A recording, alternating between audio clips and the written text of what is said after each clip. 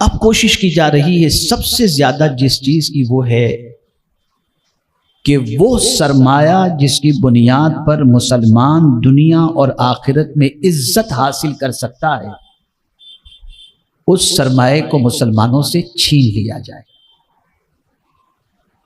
اور افسوس کی بات یہ ہے کہ مسلمان اس سرمایہ کو سب سے ہلکا سمجھ رہا ہے جو سرمایہ اس کی عزت و سربلندی کا ذریعہ ہے، اور وہ سرمایہ ہے ایمان۔ ایمان اتنی عظیم دولت ہے کہ جتنے بھی انبیاء کرام علیہم الصلاۃ والتسلیم اس فرش گیتی پر تشریف لائے، ان سب کو سب سے زیادہ اپنی اولاد کی اگر کسی چیز کی فکر رہی تو اسی بات کی فکر رہی کہ ہماری اولاد ہمارے جانے کے بعد ایمان پر قائم رہے گی یا نہیں۔ جیسا کہ قرآن مقدس میں ہے اذ حضر یعقوب الموت اذ قال لبنیہ ما تعبدون من بعدی قالوا نعبد الہک و الہ آبائک ابراہیم و اسماعیل و اسحاق الہا واحدا ونحن له مسلمون۔ کون حضرت یعقوب؟ تھوڑا سمجھیں، علماء بھی تشریف فرما ہیں، مفتیان کرام بھی تشریف فرما ہیں، اور آپ حضرات بھی ذرا غور سے سنیے گا۔ کون حضرت یعقوب علیہ السلام؟ وہ حضرت یعقوب علیہ السلام جو خود نبی ہیں۔ کس کے بیٹے ہیں حضرت یعقوب علیہ السلام؟ حضرت اسحاق کے بیٹے ہیں۔ حضرت اسحاق کون ہے؟ وہ بھی نبی ہیں۔ حضرت یعقوب علیہ السلام کس کے بھتیجے ہیں؟ حضرت اسماعیل علیہ السلام کے بھتیجے ہیں۔ کون حضرت اسماعیل علیہ السلام؟ وہ بھی نبی ہیں۔ حضرت یعقوب علیہ السلام کے دادا کون؟ حضرت ابراہیم علیہ السلام۔ کون حضرت ابراہیم علیہ السلام؟ خلیل بھی ہیں، نبی بھی ہیں۔ پھر حضرت یعقوب علیہ السلام کے بیٹے کون؟ حضرت یوسف علیہ السلام، وہ بھی نبی ہیں۔ اب آپ دیکھیے کہ یعقوب علیہ السلام بھی نبی، ان کے والد بھی نبی، ان کے چچا بھی نبی، ان کے دادا بھی نبی، ان کے بیٹے بھی نبی۔ انبیاء کا ایک تسلسل نظر آ رہا ہے، اصل میں بھی نسل میں بھی۔ اس کے بعد بھی فکر کس چیز کی ہے؟ تو حضرت یعقوب جب اس دنیا سے جانے کا وقت قریب آیا تو اپنے سب بیٹوں پوتوں کو جمع کر کے اپنی فکر ان کے سامنے پیش کی اور پوچھا، یہ بتاؤ ما تعبدون من بعدی، جب میں اس دنیا سے چلا جاؤں گا تو تم کس کی عبادت کرو گے؟ نبی ہو کر بیٹا بھی نبی ہے، پھر بھی ان کو فکر ہے تو اس بات کی کہ میں اپنے بچوں سے پہلے یہ کنفرم کر لوں کہ میرے جانے کے بعد قدم پھسلے گا تو نہیں، تو پوچھ رہے ہیں کہ میرے جانے کے بعد کس کی عبادت کرو گے؟ تو سارے بچوں نے جواب دیا، قالو، جمع کا صیغہ ہے، قالو نعبد الہک و الہ آبائک ابراہیم و اسماعیل و اسحاق الہا واحدا ونحن له مسلمون۔ ہم ضرور عبادت کریں گے آپ کے رب کی، اسحاق کے رب کی، اسماعیل کے رب کی، ابراہیم کے رب کی، ایک اللہ کی ہم عبادت کریں گے اور ہم مسلمان کی حیثیت سے جئیں گے۔ ایک فکر ملی قرآن کی روشنی میں کہ آپ پیر ہو، امیر ہو، عالم ہو کہ مفتی ہو، لیکن اگر کسی چیز کی سب سے زیادہ فکر کرنی ہے تو اس بات کی فکر کرو کہ آپ کے بعد آپ کی نسل ایمان پر رہے گی یا نہیں۔ یہ ایک فکر ہمیں مل رہی ہے قرآن سے۔ اب اس سلسلے میں آپ سے پوچھتا ہوں یا میں خود سے پوچھوں کہ ہم کتنی فکر کرتے ہیں؟ ہمیں اگر اپنی اولاد کے بارے میں فکر ہے تو اس بات کی فکر ہے کہ مال کما کے کتنا دے گا، اس بات کی فکر ہے کہ شہرت کی کتنی بلندی پر پہنچے گا، اس بات کی فکر ہے کہ اس کے ساتھ کتنی ڈگریاں لگیں گی۔ لیکن اس بات کی فکر آج کے ماں باپ کے دل سے نکل چکی کہ بچہ اسلام پر رہے گا یا نہیں رہے گا۔ ہم ذرا اس کی بھی فکر کرنے کی کوشش کریں۔ اور جب اس سے ہم بے نیاز ہو گئے، اس سے جب بے فکر ہو گئے تو آج کچھ بھی کھاؤ، کچھ بھی پیو، کیسے بھی جیو، کچھ بھی بولو، انسان کو اب کوئی فرق نہیں پڑتا، جی رہا ہے، کھا پی رہا ہے، مست اپنی زندگی گزار رہا ہے۔ اے رسول اعظم صلی اللہ علیہ وسلم کے دیوانوں، ہم نے یہ تصور کیا کہ ہماری تباہی اور بربادی کی وجہ مالی کمزوری، تعلیم کی کمزوری، یہ ساری چیزیں ہیں، لیکن ڈاکٹر اقبال نے وجہ بربادی کو بیان فرمایا اور کہا طریق مصطفیٰ کو چھوڑنا ہے وجہ بربادی۔ بربادی کی وجہ مالی کمزوری نہیں، مالی کمزوری تو صحابہ کی زندگی اگر آپ دیکھیں تو پیٹ پر پتھر باندھ کر کے زندگی گزارتے تھے، لیکن عالم یہ تھا کہ باطل کو ایک بار دیکھ لیتے تو پسینہ چھوٹ جاتا تھا، نگاہیں پاک تھی ان کی۔ اس وقت سب سے زیادہ جس چیز کی فکر کرنی ہے وہ فکر ہمیں اپنی نسلوں کو ایمان پر قائم رکھنے کی فکر کرنی ہے، اس لیے کہ آہستہ آہستہ جتنی زیادہ دنیا کی تعلیم اور دولت آتی جاتی ہے، انسان کے سینے سے اتنی ہی تیزی کے ساتھ اسلام کی محبت کم ہوتی چلی جاتی ہے۔ یہ ٹو بی فرینکلی اور فیکٹ بات میں آپ کو بتا رہا ہوں۔ مال آیا، اسلام کی محبت کم ہو گئی، دنیاوی بڑی ڈگری آ گئی، اسلام کی دولت، اسلام کی محبت کم ہو گئی، اور پھر آدمی یہ سوچنے لگتا ہے کہ اگر دنیا میں جینا ہے تو فری لائف زندگی گزارو، کھاؤ پیو کچھ بھی، یہ ریسٹرکشن، یہ پابندیاں، یہ سختیاں، ان ساری چیزوں کی پرواہ نہیں کرنی چاہیے، خوب موج مستی کے ساتھ زندگی گزارو، یہ سوچ بن گئی۔ میں آپ کو بتاؤں میرے پیارے آقا صلی اللہ علیہ وسلم کے پیارے دیوانوں، کربلا کے واقعات آپ نے سنے، تاجدار کربلا کی شہادت کا واقعہ آپ نے سنا، روئے بھی ہوں گے، آنسو بھی آپ نے بہایا ہوگا، اور ان کی محبت و عقیدت میں آنسوؤں کا نذرانہ پیش کرنا باعث خیر و برکت بھی۔ لیکن سبق کیا سیکھا آپ نے؟ کیا چند قطرے آنسوؤں کے بہا دینا یہی مشن حسینی ہے؟ کیا امام نے اسی لیے اپنی جان دی کہ آپ ان کی محبت میں چند قطرے آنسو کے بہا دو اور اسلام لٹ رہا ہو، برباد ہو رہا ہو، اور آپ کو اس کی کوئی فکر نہ ہو؟ امام نے اس لیے جان نہیں دی تھی۔ امام چاہتے تھے کہ اگر کوئی اسلام کا لٹیرا تمہاری زندگی سے اسلام نکالنا چاہے تو یاد رکھو میں اپنی اولاد کو قربان کر کے تم کو اسلام کی حفاظت کا درس دیتا ہوں، جان چلی جائے لیکن دامن اسلام ہاتھوں سے نہیں چھوٹنا چاہیے۔ لیکن بڑی معذرت کے ساتھ عرض کروں گا، جو قوم رسموں میں اتنی گھر گئی ہو کہ اس کا اصل سے کوئی تعلق ہی باقی نہ رہے، اس کی زندگی کو کیا کرنا؟ آپ ماہ محرم میں سبیلیں لگوائیے، کھچڑے بانٹیے، سب اپنی جگہ پر، کیا یہی کرو گے کہ کچھ اور بھی کرو گے؟ اور بڑی معذرت کے ساتھ برا بالکل مت لگائیے گا، جو قوم کا مزاج یہ بنے کہ غوث پاک کا ذکر بھی اس وقت سنیں گے جب بعد میں لنگر کا انتظام ہو، اور اگر لنگر پہلے کھلا دیا جائے تو کوئی غوث پاک کے ذکر میں بیٹھنے کو تیار نہیں، کھا کے چلا جائے۔ جس قوم کی فکر اتنی کھانے پر چل چکی ہو کہ اسے ہر جگہ پر صرف پیٹ ہی نظر آتا ہو، دین نظر ہی نہ آتا ہو، اس قوم کا کیا حال ہوگا؟ اگر اس وقت ایک سوال میں پوچھوں، ایک سوال پوچھوں تو ہماری یہاں پر بیٹھی ہوئی عوام جو ہے ان کی کیفیت بڑی عجیب ہو جائے گی۔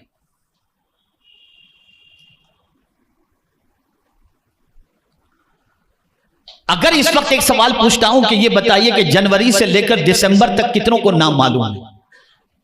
انگریزی 12 مہینوں کے نام کتنوں کو معلوم ہے؟ ذرا بتائیے تو۔ سب کو معلوم ہے نا؟ سب کو معلوم ہے۔ لیکن اگر میں کہوں ذرا اسلامی 12 مہینوں کے نام بتائیے، پسینہ نکل جائے گا۔ جس قوم کا مزاج ایسا ہو کہ اسلامی 12 مہینوں کے نام بھی اسے نہ معلوم ہو، بلکہ لیٹسٹ سروے 6 مہینے پہلے کا جو آیا ہے اس سروے کے اعتبار سے 60% انڈین مسلمز پہلا کلمہ بھی نہیں جانتے۔ یہ پوزیشن ہے، اور ہم کیا کر رہے ہیں؟ کھاؤ کباب۔ جتنے مسلم محلوں میں چلے جائیے رات کے 3 بجے تک خوب کباب چل رہے ہوتے ہیں، کتاب کہیں نظر نہیں آتی۔ کتاب کی چھٹی ہو گئی، کباب کا دور چل رہا ہے، کھاؤ پیو موج مستی کرو، کہاں جائے گی یہ قوم؟ پھر ایسے ہی بے علم، بے عمل، جہالت کی وادیوں میں بھٹکنے والے نوجوان، بے روزگار نوجوانوں کو دنیا خریدتی ہے، ان سے ڈرگز سپلائی کا کام لیتی ہے، آوارہ گردی کراتی ہے، اور اس کے بعد قوم بھی بدنام، خود بھی بدنام، خاندان بھی بدنام، اور پوری زندگی تباہ و برباد ہو جاتی ہے۔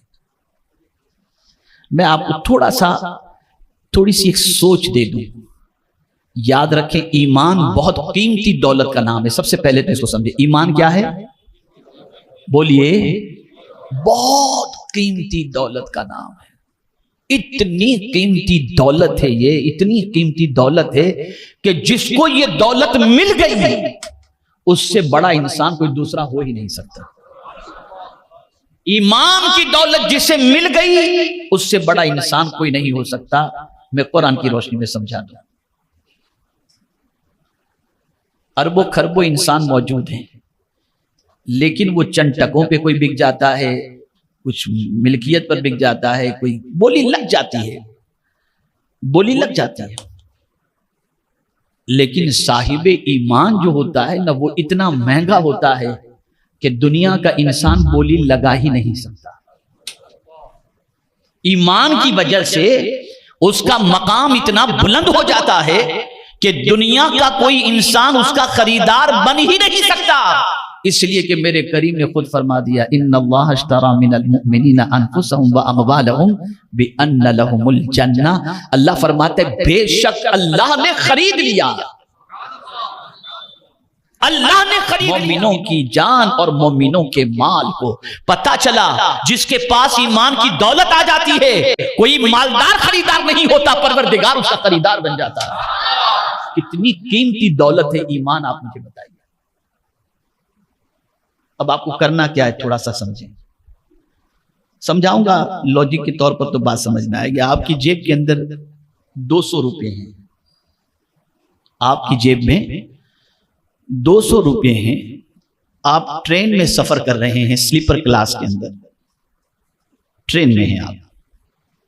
200 روپے اگر جیب میں ہیں تو آپ کو کوئی ٹینشن رہے گا اس کے گر جانے کا، یا اس کے لٹ جانے کا، یا اس کے تباہ ہو جانے کا، یا ضائع ہونے کا؟ کوئی ٹینشن نہیں ہوگا۔ 200 روپے کی کون فکر کرتا ہے؟ کروٹ مارا اور سو گیا، مزے کی نیند بھی آ گئی۔ لیکن آپ کے پاس 2 لاکھ روپے ہیں تو آپ کی جیب میں 2 لاکھ روپے ہیں اور آپ ٹرین میں سفر کر رہے ہو، اور چھوٹا سا آپ کا بیگ ہے، اس کے اندر آپ نے 2 لاکھ روپے رکھے، تو اس کو بالکل سرہانے رکھیں گے۔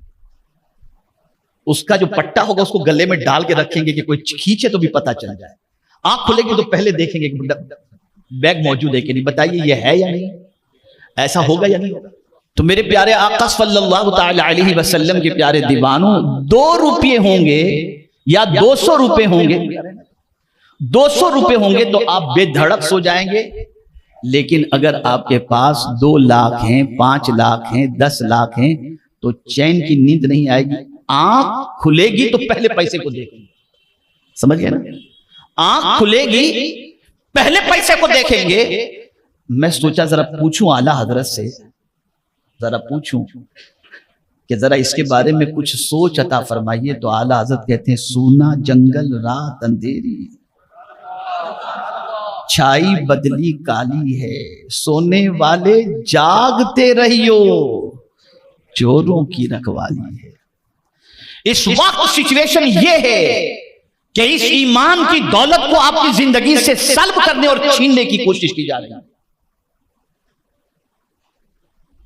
اور مسلمان ہے کہ اپنے ایمان کے بارے میں کوئی فکر نہیں کرتا۔ اب کیسے چھیننے کی کوشش کی جا رہی ہے؟ ایسے گانے بنائے جا رہے ہیں کہ جن گانوں میں کفریہ کلمات ہوتے ہیں، بندہ مزے سے گانے گنگناتا ہے، نکل گیا اسلام سے۔ ایسے کفریہ کلمات اس کی زبان سے نکلتے ہیں کہ وہ اسلام سے نکل جاتا ہے، اور اسے ہوش بھی نہیں رہتا۔ اور کیوں نکلتے ہیں؟ اس لیے کہ کچھ جانتا ہی نہیں کہ اسلام کیا ہے، کفر کیا ہے، کیا بولنا چاہیے، کیا نہیں بولنا چاہیے، کچھ واقف نہیں۔ اور ہم نے ایمان کو اتنا ہلکا سمجھ لیا کہ اس کی جیسے کوئی اہمیت ہمارے نزدیک ہے ہی نہیں۔ یاد رکھو میرے پیارے آقا صلی اللہ تعالی علیہ وسلم کے پیارے دیوانوں، اللہ نے زمین دی لیکن یہ نہیں فرمایا کہ میرے بندو زمین دے کر میں خوش ہو گیا، آسمان دے کر یہ نہیں فرمایا میرے بندو تم کو آسمان دے کر خوش ہو گیا، پروردگار نے چاند و سورج عطا فرمائے، نہیں فرمایا کہ چاند و سورج دے کر خوش ہو گیا، دریا دے کر نہیں فرمایا کہ تم کو دریا دے کر میں خوش ہو گیا، یہ نہیں فرمایا کہ میں نے تمہارے ماں باپ دے کر میں تم سے خوش ہو گیا، تم کو میں نے یہ عطا فرمایا۔ لیکن میں جب قرآن پڑھتا ہوں تو جاننے کی کوشش کرتا ہوں کہ اللہ کون سی چیز ایسی دی جس کی وجہ سے تو نے خوشی کا اظہار فرمایا ہو، تو فرماتا ہے میرا مولا رضیت لکم الاسلام دینا، تم کو اسلام دے کر کے میں راضی ہو گیا۔ آپ اندازہ لگائیے، اور یہی اسلام کی آبیاری اور تحفظ کے لیے کہ ہماری زندگی اسلام کے راستے پر چلے، ہمارا قدم اسلام سے بھٹکے نہیں، ہماری صبح بھی اسلام کے اندر ہو، ہماری شام بھی اسلام کے اندر ہو، اور ہم جئیں بھی اسلام کے اندر اور مریں بھی اسلام کے اندر۔ خدا کی قسم اسی لیے امام حسین نے جان دی، اسی لیے تاجدار کربلا نے جان دی کہ ہمارا قدم نہ ڈگمگائے، ہمارا وجود غلط راستے کی طرف نہ جائے، اس کردار کی طرف نہ جائے جو کردار یزید کا ہے۔ ہمیں سیدھے راستے پر چلانے کے لیے امام حسین نے سب کچھ لٹا دیا، اور ہمارا حال یہ ہے ہم خود کو حسینی بھی کہتے ہیں اور تاجدار کربلا کی محبت کا دعویٰ بھی کرتے ہیں، اور جب پوری زندگی کا انالائز کریں اور جائزہ لیں تو سارے کام جو یزید کرتا تھا وہ سارے کام کرتا ہوا آج کا مسلمان نظر آتا ہے۔ نماز یزید چھوڑتا تھا، مسلمان چھوڑ رہا ہے، گانے یزید سنتا تھا گاتا تھا، مسلمان سن رہا ہے، شراب یزید پیتا تھا، مسلمان پی رہا ہے، آوارگی یزید کرتا تھا، مسلمان کر رہا ہے، خیانت یزید کرتا تھا، مسلمان کر رہا ہے، حرام کو حلال اور حلال کو حرام یزید کرتا تھا، آج کا مسلمان کر رہا ہے۔ آج کا مسلمان تو کھانے کی بات ہو تو کہہ رہے مولانا کیا لفڑے فساد کے اندر پڑھتے ہو، بسم اللہ پڑھ کے کھا لو سب چلتا ہے، لا حول ولا قوت۔ یہ آج کا مسلمان ہے۔ ذرا دیکھیں کہاں جا رہی ہے ہماری قوم، ہم اسلام سے کتنی محبت کرتے ہیں، کیا لگاؤ ہے ہمارا اسلام کے ساتھ۔ بلکہ بڑی معذرت کے ساتھ عرض کروں گا، اسلام کو جو پسند ہے نا ہم وہ کرنا نہیں چاہتے، بلکہ ہم چاہتے ہیں کہ اسلام بھی ہماری پسند کا ہو، ہم اسلام کے پسند کے نہ بنے بلکہ اسلام ہماری پسند کا، ہمیں جو چیز پسند ہے اسلام وہی بن جائے۔ ایسا نہیں ہوتا، ایسا نہیں ہوتا۔ اس وقت کا سب سے بڑا چیلنج ہمارے لیے جو ہے وہ یہ ہے خود کو اور خود کی نسلوں کو اسلام پر قائم رکھنا، یہ سب سے بڑا چیلنج ہے۔ الہاد اور بے دینی کا طوفان بپا ہے، جہاں بچے کالج اور یونیورسٹی میں قدم رکھتے ہیں اسلام سے کچے دھاگے کی طرح ان کا رشتہ بن جاتا ہے۔ آ کر پوچھتے ایسا کیوں، ایسا کیوں؟ آج ہی میں ایک اسکالر کی اسپیچ سن رہا تھا جمعہ کے بعد، اتفاق سے ہے دنیاوی تعلیم یافتہ، لیکن میں سن رہا تھا، ذرا ایک انٹرسٹنگ ٹاپک تھا کہ کائنات کی تخلیق سے پہلے اللہ کیا کر رہا تھا اور کہاں تھا، یہ کویشچن۔ جب دنیا اس نے پیدا نہیں کی تھی، کائنات کی تخلیق نہیں ہوئی تھی، تو اللہ عز و جل کہاں تھا، کیا کر رہا تھا، یہ ایک کویشچن تھا۔ انہوں نے اپنے حساب سے احادیث کی روشنی میں اور کئی ارب پہلے کے بارے میں تجزیہ جو سائنٹسٹ لوگوں کو تھا انہوں نے اس کو پیش کیا، اور ساتھ ہی ساتھ رسول اعظم صلی اللہ علیہ وسلم کی ایک حدیث مبارکہ پیش کی۔ اب میں اس کی تفصیل میں جانا نہیں چاہتا، لیکن آپ سے ایک سوال پوچھتا ہوں، کیا جانتے ہو اللہ کے بارے میں؟ کیا جانتے ہو؟ آپ کے پاس اگر کوئی غیر مسلم آئے اور آ کر کے یہ سوال کرے کہ بھئی ذرا ہم کو کچھ اللہ کے بارے میں بتاؤ، تو آپ کیا بتائیں گے؟ کیا جانتے ہو اللہ کے بارے میں؟ کیا بتائیں گے آپ؟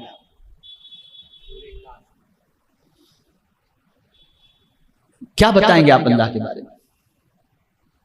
اے رسول اعظم صلی اللہ علیہ وسلم کے دیوانوں، ہم خود اپنے معبود کے سلسلے میں بے خبر ہیں، ہمارے رب کی ذات کے بارے میں ہمیں کوئی علم نہیں۔ آپ جانتے ہیں پہلے اللہ کی ڈیفینیشن کیا ہے؟ اللہ کسے کہتے ہیں؟ اصول الشاشی کے اندر اللہ کی ڈیفینیشن، اللہ کی تعریف موجود ہے کہ اللہ کسے کہتے ہیں، تو فرمایا گیا اللہ علم علی الاصح للذات الواجب الوجود المستجمع لجمیع صفات الکمال۔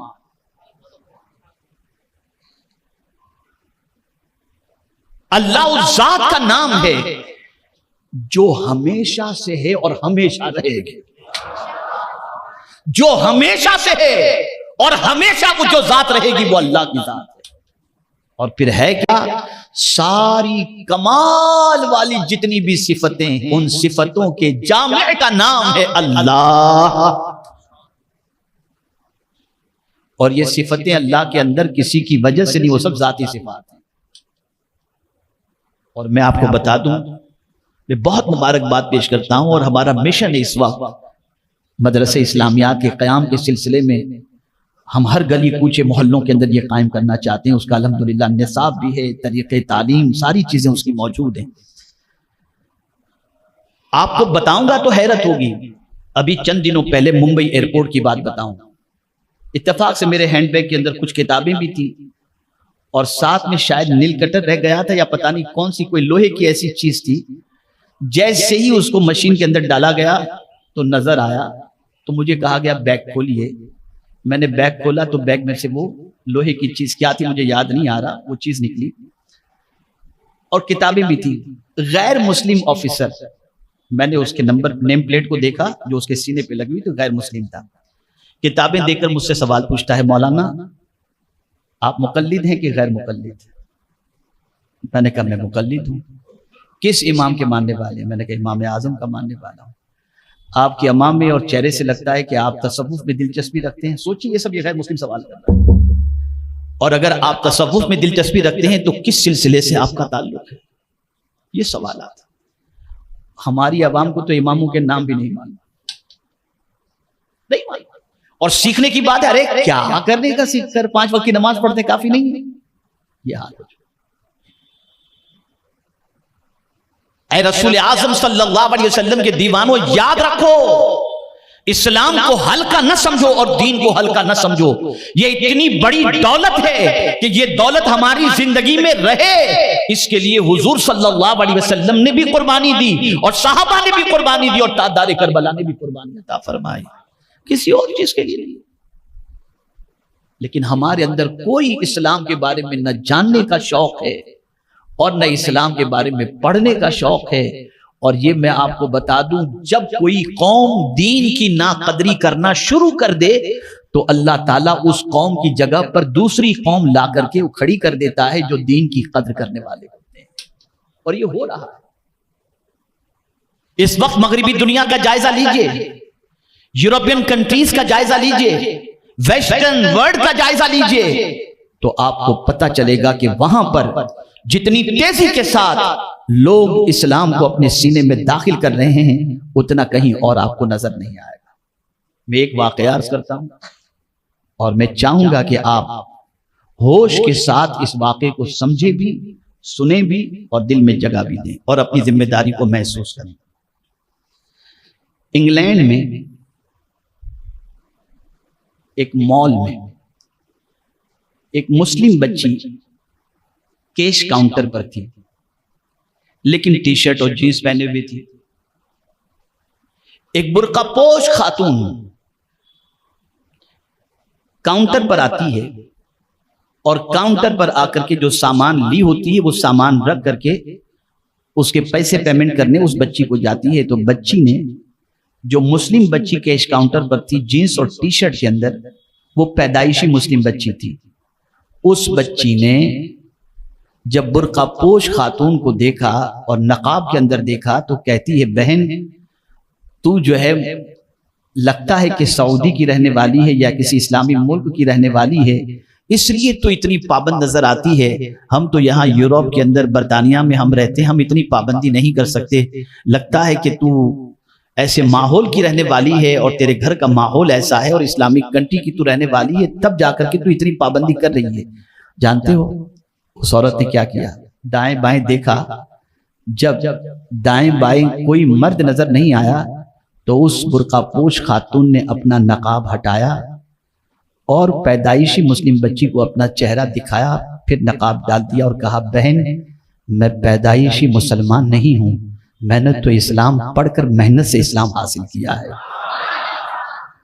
اس لڑکی کی آنکھوں میں آنسو تھے جو پیدائشی مسلم تھی، لیکن وہ نو مسلم بچی نے جو جملہ کہا اس جملے کو سنیے. کہا سنو میری بہن، تم لگتا ہے کہ پیدائشی مسلمان ہو، تم کو اسلام مفت میں ملا ہے، ہم کو قربانی کے بعد ملا ہے، اور مفت میں ملی ہوئی چیز کی تم قدر نہیں کر رہے ہو. ہم نے قربانی دی ہے، اس لیے اسلام کی عظمتوں کو ہم سمجھتے ہیں. ہمیں بھی مفت میں ملا ہے، کوئی قدر نہیں. دنیا محنت کر رہی ہے، دنیا کے مختلف ملکوں کا ہم سفر کرتے ہیں، ہم دیکھتے ہیں کہ سب سے زیادہ کتابیں پڑھنے والی قوم کون سی نظر آتی ہے. ہم نے مسلمانوں کو دیکھا ہے فلائٹ پہ بیٹھ کر گیم کھیلتے ہوئے، اور غیر قوموں کو ہم نے دیکھا ہے کتابوں کو پڑھتے ہوئے. کیا یہ قوم ترقی کرے گی؟ کیا یہ قوم عروج کی طرف جائے گی؟ کیا یہ قوم زمین کے اوپر کوئی انقلاب لائے گی؟ اس قوم کے لیے ضرورت ہے اپنی سوچ کو بدلنے کی. غربت اپنی جگہ پر، لیکن غربت سے زیادہ خطرناک جہالت ہے. اگر جہالت کی تاریکیوں سے تم نکل کر علم کے اجالے کے اندر آ جاتے ہو تو میری بات سن لو، جنگل میں بھی اگر تم رہو گے تو لوگ تم سے علم حاصل کرنے کے لیے پہنچیں گے. علم اتنی بڑی دولت ہے، اتنا بڑا سرمایہ ہے. اس لیے میری گزارش ہے کہ جہاں اہل بیت کی محبت دلوں کے اندر ہونی چاہیے، وہیں مشن اہل بیت بھی دل کے اندر ہونا چاہیے، مقصد شہادت بھی دل و دماغ کے اندر ہونا چاہیے. ڈرنے کی ضرورت نہیں، گھبرانے کی ضرورت نہیں، حالات سے بددل ہونے کی ضرورت نہیں، معاشرے میں پیدا ہونے والے بہت سارے مسائل سے گھبرانے کی ضرورت نہیں. کربلا میں تنہا امام حسین پر جتنی آزمائشیں ہونی چاہیے ساری آزمائشیں ہو گئیں، لیکن امام حسین کس وجہ سے کربلا میں ثابت قدم تھے جانتے ہیں؟ خدا کی قسم ایمان کی وجہ سے. اس لیے کہ قرآن کہتا ہے وَعَلَى اللَّهِ فَلْيَتَوَكَّلِ الْمُؤْمِنُونَ، اللہ پر بھروسہ مومن ہی کیا کرتا ہے. اگر مومن ہو تو حالات کیسے بھی ہوں آدمی پرواہ نہیں کرتا. وہ جانتا ہے جس کا میں بندہ ہوں وہ خدا قادر مطلق ہے، وہ چاہے ایسے راستے پیدا فرما. یزید گرانا چاہتا ہے، حسین گرے بھی. جملے پہ توجہ چاہوں. یزید گرانا چاہتا تھا اور حسین گرے بھی. یزید اپنے یہاں گرانا چاہتا تھا، یزید کے یہاں حسین نہ گرے، خدا کی بارگاہ میں گرے. دنیا تمہیں اپنے قدموں میں گرانا چاہتی ہے، جھکنے کی کوئی ضرورت نہیں. جھکو خدا کی بارگاہ میں، تو تمہیں جو اپنے قدموں میں گرانا چاہتا ہے وہ گر تو جائے گا، لیکن خدا کی بارگاہ میں گرے تو خدا اتنا اٹھائے گا کہ آج صدیاں گزر گئی، حسین کا ذکر آج بھی بلند ہے اور قیامت تک بلند و بالا ہوتا رہے.